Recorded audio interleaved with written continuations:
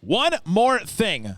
The Mavs win in Game 4 of the NBA Finals, but what's sustainable? We'll talk about all that and more on today's One More Thing. I'm here because I have to be there. Dallas is going to get a seat at the table. That's it. It's me versus the machine. Don't let his whiteness take away from his quickness. You can rest later. You're young. I never recovered his beer. Wait. One more thing. Yeah, welcome. You're still locked on to the Dallas Mavericks. My name is Nick Angstadt, media member and your best friend covering the Dallas Mavericks on the Locked On Podcast Network, your team every day. This episode is brought to you by PrizePicks, the easiest, most exciting way to play daily fantasy sports. Go to PrizePicks.com/LockedOnNBA. Use that code, all lowercase, LockedOnNBA for a first deposit match up to $100. Joining me on the One More Thing from 105.3 The Fan, the great Reggie Adetula. At least one more game. Ooh, could not have done that timing better. Could not have done it better. Today, I want to get into what's sustainable from Game 1. We'll talk, or the Game 1 that the Mavericks have won. That's right.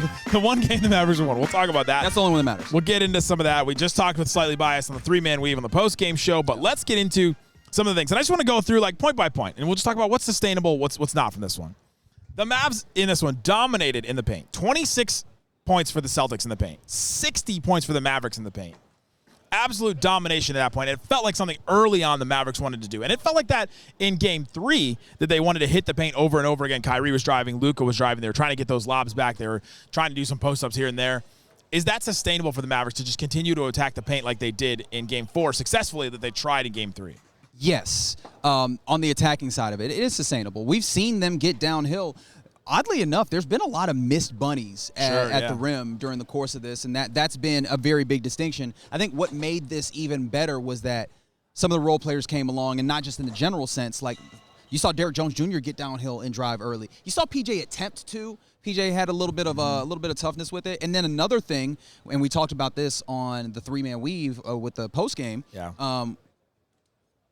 was also – I have no idea what just happened. If you're watching on the video. A giant orange rope from the very top of the arena just dropped somehow.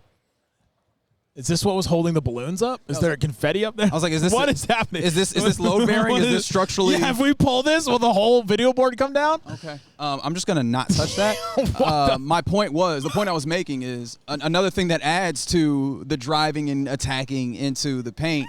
Dante Exum played more minutes, and we saw in Game 3 that he did just that. He went and dunked it when you saw someone, kind of drawn by the gravity that Luka Doncic has. And so I think that you find it, you see it work, and I think the kid will go back to that, utilizing that. So I do think it's sustainable to the level that they did it. Maybe not, especially when you consider like the other side of the floor. But offensively, I think that this is something that they can and they should continue to pursue in Game 5. That little change, I think, is huge. The Exum instead of Tim Hardaway. Because it's just a fundamental shift in what your offense does. Because Exum's the one that can attack. He can handle the ball. And Tim Hardaway is just, all right, I'm spotting up and shooting threes. And Exum can spot up and shoot. I mean, he hit, 2 out of the 4 that he attempted? And he hit a third one that they didn't count because they went back and changed it. But yeah, that change from Exum did feel like a change in mentality for the Mavericks too. And I think Luka, we gave him a ton of credit in the postgame show, but I felt like Luka really took this to heart. And then he also took, all right, if I have Dereck White on me, if I have Peyton Pritchard on me, if I have Jrue Holiday even on me, put him in the basket. I'm going to the paint. Yeah.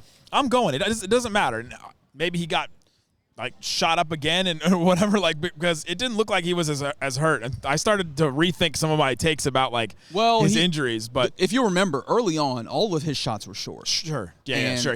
He bricked a free throw that looked really bad. Yeah, and then he proceeded to bend over as if he was in pain, or maybe if he was just in agony that he had missed so poorly, right? Yeah. I think that some of that also was like the defensive intensity. Obviously, it's a finite level of energy, and he definitely gave more of it on defense. Yep. But yeah, no, there were ways in which he was tired as well, but they understood.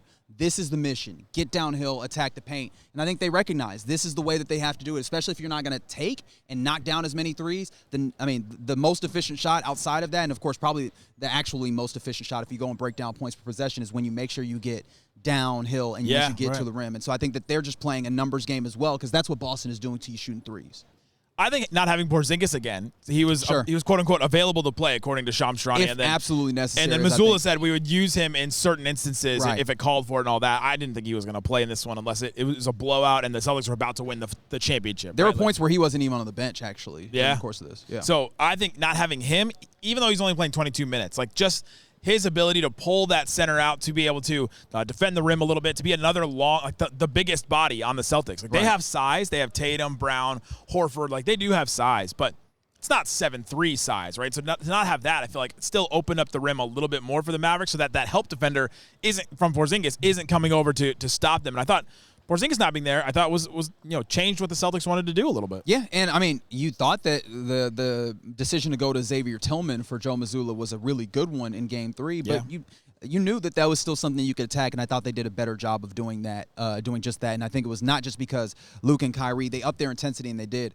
More people came along with the idea. It doesn't just have to be those two guys getting downhill. Everybody has to go and attack the paint. They did it successfully tonight. They really did. The refs and physicality. This is another thing I think is sustainable, because I do think that this was a more physical game. I saw some Celtics fans complaining on Twitter. Every time they show a Mavericks defensive highlight, it's 3 or 4 uncalled fouls being called. But I felt on both ends there were uncalled fouls. Yeah.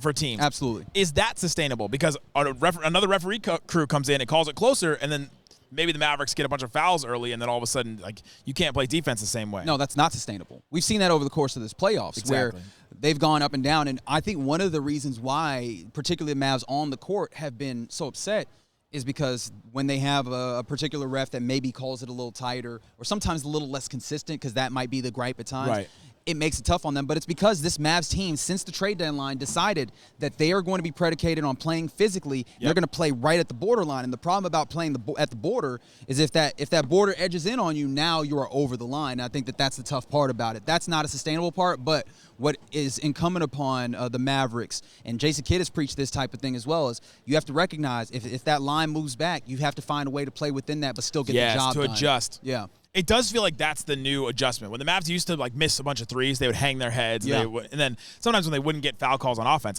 Luka still does this, but hang their head and not react. But yeah, it does feel like but it's a different one, because when Luka used to not get offensive fouls, and when the Mavs wouldn't get the offensive fouls that they wanted, like when the Mavs are on offense and they weren't getting fouls that they wanted, then they would hang their head. But now it's the defensive side. When they aren't getting the fouls that they want, it does feel like this team clams up a little bit, and then plays a little soft, plays a little scared sometimes if they're getting called for fouls on playing some physical defense. So if they're allowed to do that, then I think that bodes well for the Mavericks. Sure, to be able to play that way. And so, but I agree with you. I don't think it's sustainable, because you don't know what ref crew is going to call what, and that's one of the big reasons why Luka complains as much as he does, because you look at foul call in the first half sometimes to the second half or game to game, and they don't really know what it is. That's why he spends the first quarter of every game hunting those fouls at the beginning of the game to see what he's going to get called. And sometimes he gets really frustrated about it, and sometimes he just, lets it happen. Yeah, absolutely. And so I think that this is where the maturity of the situation and locking in and staying on mission, on goal is important, because you can't allow those little things, those little instances of moving away from what the mission is and what you need to do. Again, in the playoffs, it's a possession, 2 possessions, 3 possessions can really alter the course of a game, and that can alter the course of a season. It really can. Coming up, let's talk about Luka's play and his attention and the role players' energy and their focus, because I thought that was a big thing in this game that you mentioned in our postgame. Let's talk about all that and more, if that's sustainable, coming up. Today's episode is brought to you by PrizePicks. PrizePicks daily fantasy made easy. All you have to do is go to PrizePicks.com and use that code LOCKEDONNBA for a first deposit match up to $100. You could turn $10 into $1,000 in a single game watching your favorite sports this summer, the NBA. Game 5 of the NBA Finals. You can pick more or less on Luka Doncic's points, Kyrie's points, assists, rebounds, all kinds of stuff like that. Go see what's available. It changes every day. Sometimes it changes every hour. They have WNBA as well. You can combine different sports, so you can do Arike Ogunbowale points and Luka Doncic points if you want to do that in the same day. And the finals means more on PrizePicks, so do the star players. You get boosted payouts on selected basketball players that you won't find anywhere else. Go check out when the hoops is done for the NBA. They'll continue with Caitlin Clark, Angel Reese, Arike Ogunbowale for the Wings, all kinds of stuff like that in the WNBA. You can win up to 100 times your cash watching them ball out. So go to PrizePicks.com, download the app today, use the code LOCKEDONNBA for first deposit match up to $100. PrizePicks.com/LockedOnNBA. Yeah, thanks for hanging out with us on Locked On Mavs. It's the One More Thing, the bonus show, being part of Locked On Mavs crew, part of the Raccoon Squad, listening every day, listening double a day. In days like this, appreciate each and every one of you for hanging out with us. I'm here with Reggie Adetula, 105.3 The Fan, the Pros Pro, Reggie. I'm all right. We're talking about what's sustainable for this Dallas Mavericks team. We talked about their paint points. They're attacking the paint. It was a big thing that they really want to do. We talked about the referees and playing more physical. What about Luka? We gave Luka a ton of credit in the postgame show. Can he do that again? Can he come out and play with the same intensity? Can he play with the same attention to detail on defense? Can he do all that again? And that's my question that we may not be able to answer, but can he do it again? My initial response was he's going to have to, which is a non-answer, but yeah, like he's just going to have to. Like, will within yourself, and this is where we get into narratives, and narratives are not necessarily they're tough. They're kind of That's what we do, though. Yeah, but they're kind of squishy. There's not solid edges on it. But when we start talking about star players, we get to those places, and you are a superstar. You kind of just have to do it. You kind of just have to find a way to get that done, and he has largely. Like that's been something that we talked about with Luka. When he has injuries, he fights through it, and particularly it seems, and we don't have continued reporting on this, but I think it logically follows that he's probably been getting pain shots all the way through this to keep his him knee going. bleeding all the time. It's got to be. I mean, I'm not a doctor. I'm not Brian Suterer, but I'm gonna say. And so with this being the case, like no matter what's happening, nobody wants to hear it. Like ain't nobody trying to hear that. Even though like I understand it's all valid and I want to acknowledge that.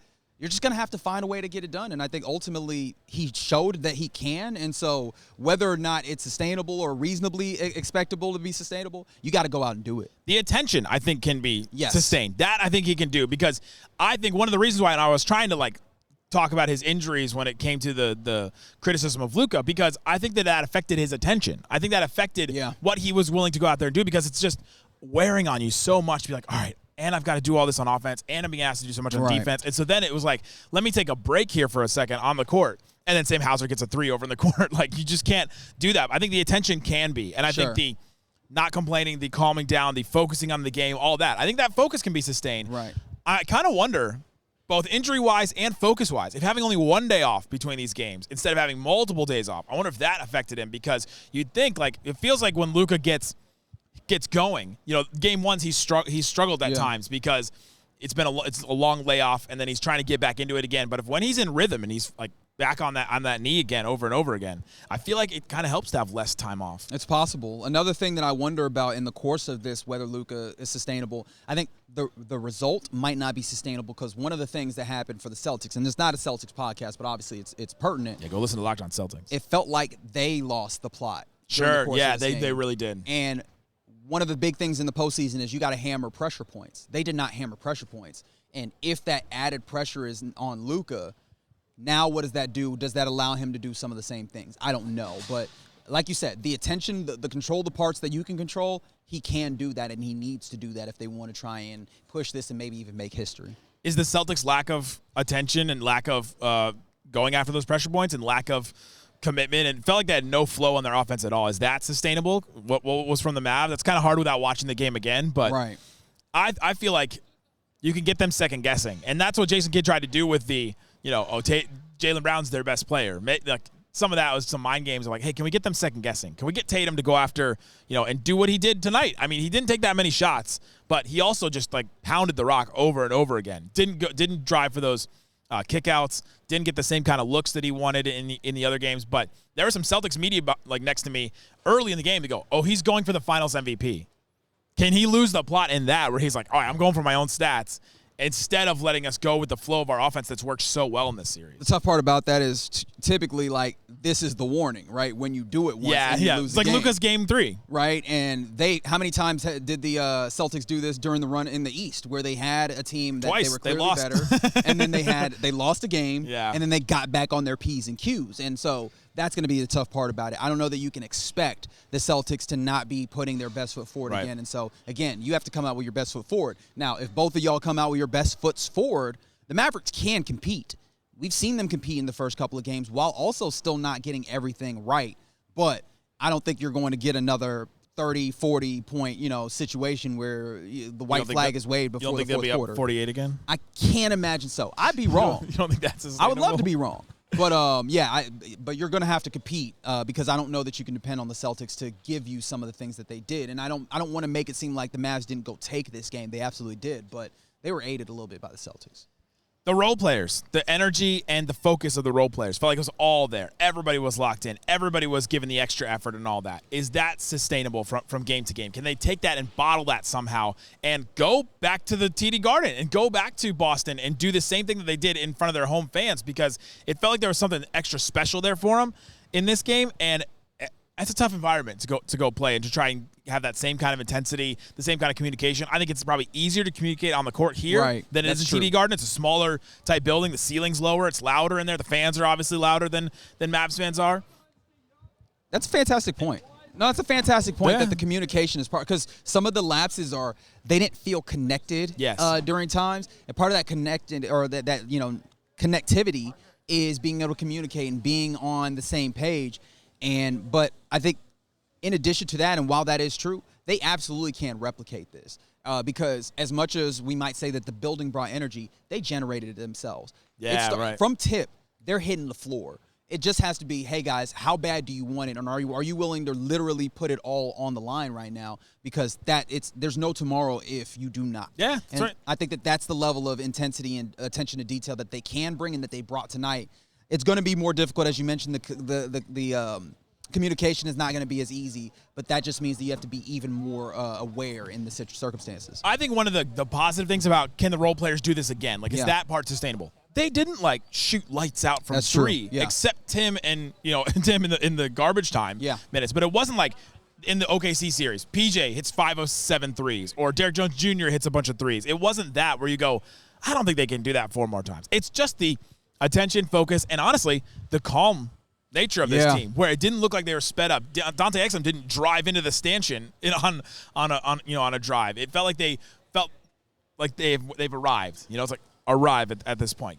Come to your moment, feel it, feel the ground through your feet all the way through, Oh, I like what we're doing here, Yogi Nick. We had a vocal coach that met with us at our retreat for Locked On, and she talked about arrive. That's the first thing you do is arrive, and you feel the ground through your feet, and it comes up through and all that. And then you feel into the moment, and then you feel it all the way through your head, and your voice can come through the top of your head or through your mouth or through. I was chest. under the impression you got head voice, chest voice, and you got different kinds of voices that you can go to. Like this up here is my head voice. I can go all the way up here, or I can go back down to my chest voice. That's and I can interesting. go a little low, or I can just be right here, in the middle. And so the Mavs, I feel they were all the way up here this whole time. Yeah. In game 3, and they were like, all right, we got to do this because we got to win this game. This is a must-win game because if we go down 0-3, they just got to arrive at the middle and feel that so that you can go to those high places and you can go to those low places. And I think some of that arrival is there's a level of experience now, right? There's one of the things that happens in the NCAA where once you go to the tournament, it's like, hey, you guys aren't freshmen anymore. You're moving experience into this. now. Lively's played more playoff games than Porzingis. And I think that's some of what happened here is there's not a lot of guys that have played in the finals on this team, right? Kyrie is the guy that you looked at, and now you've played in the finals, guys. You have 3 games under your belt, and you saw some of that settling in, particularly the guy that you could look out to really paint the picture is Lively. Lively looked like, and I always say it this way, he looked like he was dropped on a NASCAR track. Everything is just moving way too quickly, right? Still going left. He's settled down, and I think that that's something that's happened with all these guys. And now that you're settled down, you should be able to play the game that you've played for all your life, frankly, and particularly with this team, at the very least, since the trade deadline. Absolutely. There you go. Guys, thanks for hanging out with us on the One More Thing. We appreciate each and every one of you for checking out the show. And, we'll be back with more tomorrow and more finals games. Let's go. You love to hear it. Thank you.